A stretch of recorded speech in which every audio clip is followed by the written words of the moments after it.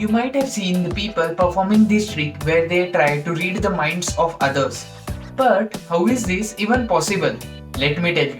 This is a performing art which is known as mentalism, in which a person known as the mentalist tries to interpret or recognize the body language, the behavior, or the energy of a person.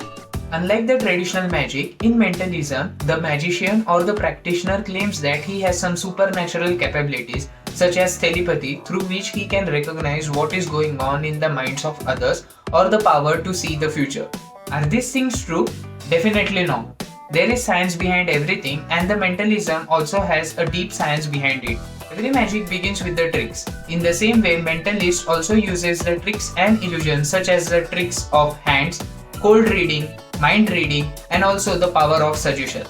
What is cold reading or how mind reading is done? This trick, the magician tries to recognize an object or a number in the mind of other person. While performing these tricks, the magician is slowly throwing out suggestions and looks for the subtle body language cues.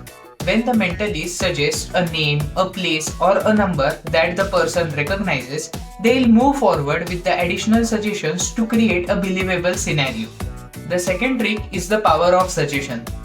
This is a common trick where the mentalist tries to force the image into the subconscious of its subject.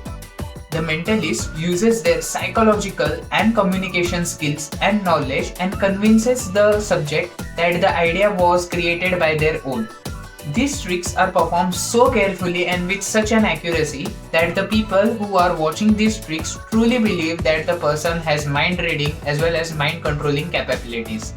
But now you know that mentalism is nothing but a trick in which a person first tries to force something in your mind and then try to recognize that same thing. If you found this informative, do like it and subscribe to the Mark Show for more such content.